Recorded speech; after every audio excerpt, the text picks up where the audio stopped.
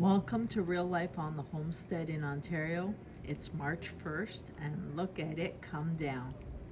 So what we're gonna do, we're gonna make some beautiful cheeseburger soup. Well, the chickens aren't impressed either. Let's hope that March comes in like a lion and goes out like a lamb. But they're fed, chickens are fed, we're good. Apparently it's gonna go down to like minus 30 or feels like minus 30 tonight. So having a warming soup is exactly what we need. And yes, you can do a soup that is completely carnivore. Yes, it has dairy, but that is carnivore. So that's what we're gonna be working on today. My hair's tied up and we're good to go.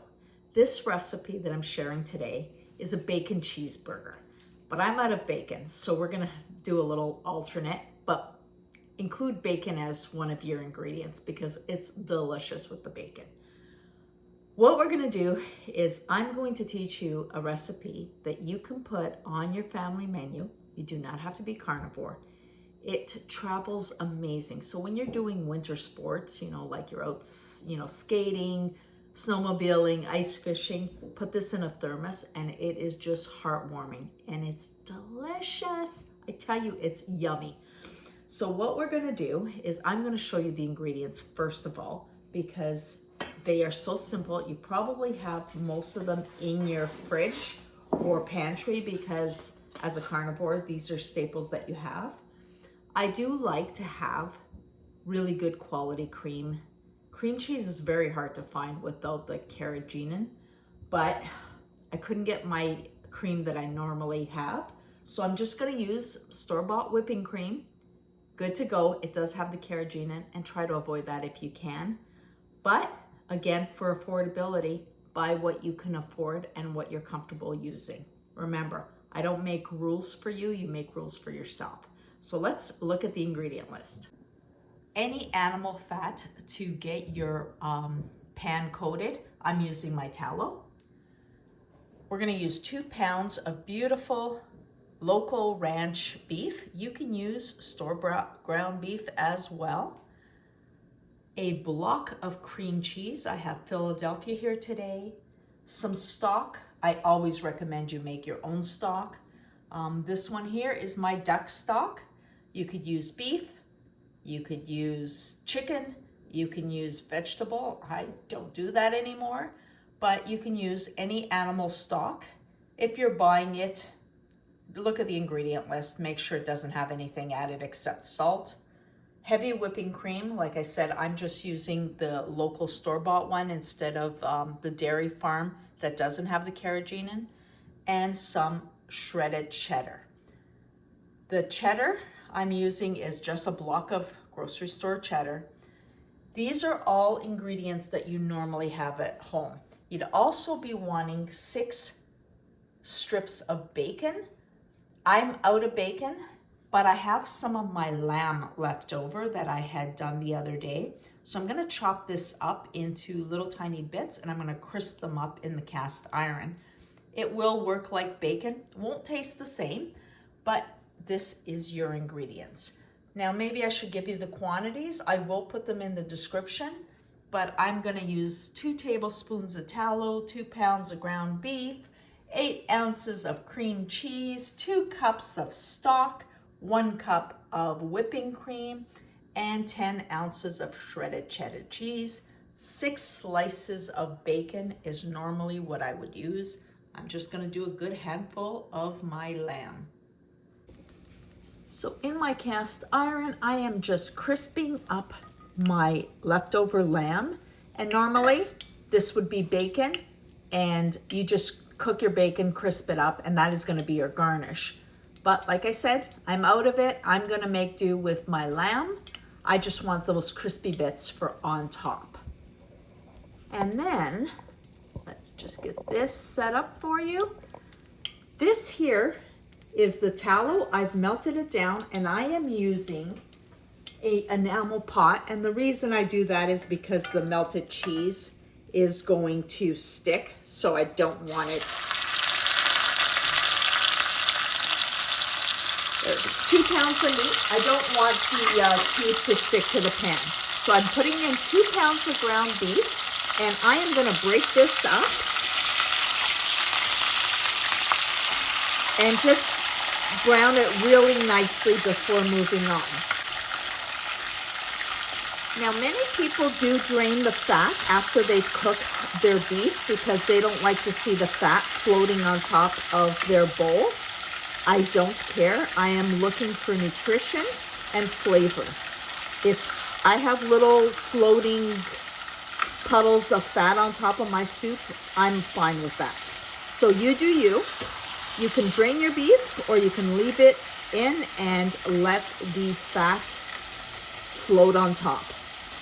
Now, I don't salt this like I normally would salt my beef because I want to taste it at the end. I find that a lot of the cheddar cheeses are very salty. The cream cheese is salty. I'm going to play it by ear and just see what happens, taste it, and then if I need to, of course, I'll add some salt at the end. But now we're just going to brown this up and move on to the next step. This entire meal will take you less than 20 minutes, honestly. Very simple, very delicious.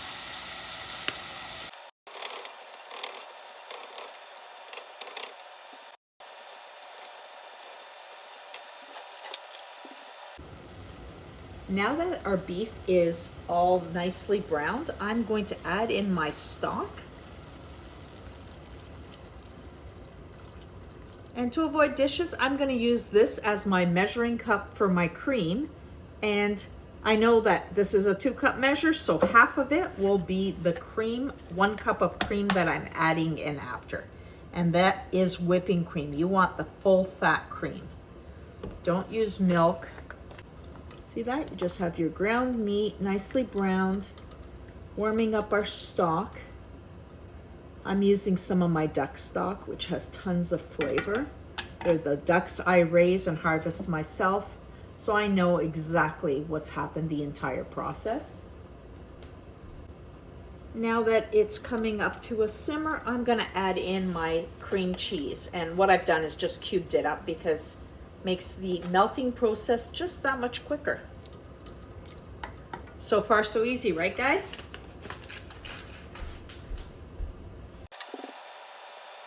That is melting nicely.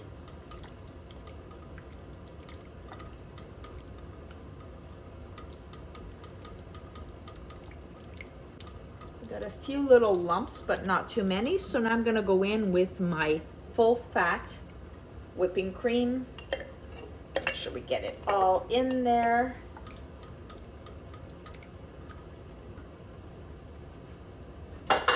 Again, bringing it up a little bit to temperature, and then I'm gonna add my shredded cheddar cheese, but I'm not gonna add it all. I'm gonna leave a little bit on the side so I can garnish my bowls with it. So from the 8 to 10 ounces that I've shredded, I'm gonna use maybe 8 in here and then save 2 for garnish. Remember, this is not an exact science, so you do you. If you like a lot of garnish on top so that you have stretchy, gooey cheddar on top, then save a little bit more for the end. Now, I will tell you, if you're doing this as a keto instead of carnivore, topping your soup bowls with chopped avocado or chopped jalapeños is absolutely delicious. But if you're sticking to true carnivore, just follow what I'm doing and don't add the extras. If you really wanted to be keto and treat it exactly like a cheeseburger, you can chop up pickles on top. You could chop up tomatoes and onions. Those are all keto friendly topping items. But for carnivore, we're gonna just keep it at meat and cheeses and cream. And of course, our tallow in there. So I've got my cream cheese melted in there. The cream is coming up to temperature. And now let's add in the cheddar.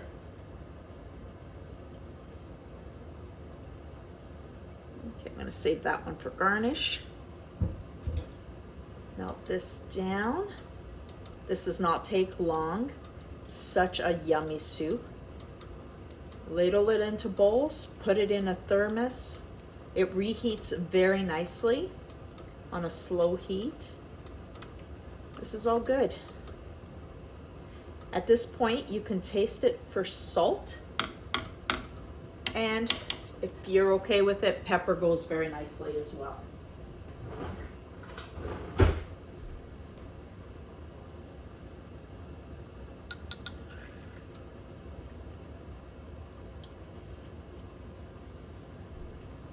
Oh, that's delicious. But yeah, I want some salt in there.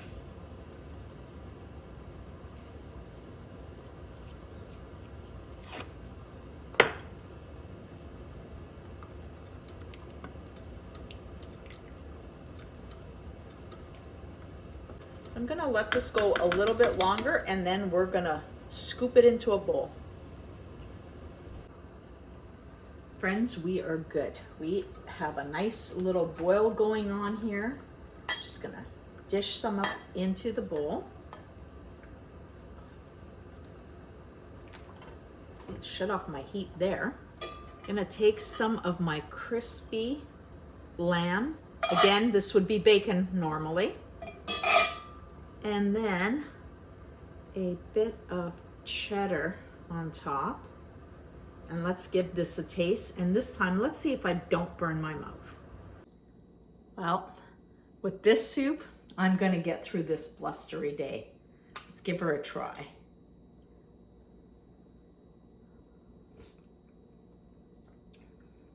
That is the most delicious cheeseburger ever. You know what? The lavender is really nice. So you have some leftover meats of any sort, chop them up, crisp them up, and use them as toppings. They're delicious. Friends, this is a must try. Your entire family will love this. It's so nutritious. It's nutrient packed. It's one of those things you have to put on your list that you need to make. This is a hearty soup. It's good any time of year, but on a blustery day like today, it's perfect. So I hope you've enjoyed this quick little soup that I've put together. Please make sure that you like, subscribe, share with your friends, and keep following for more nutrition-packed meals that fit the carnivore lifestyle. Go out, live your best life, and we'll see you next time.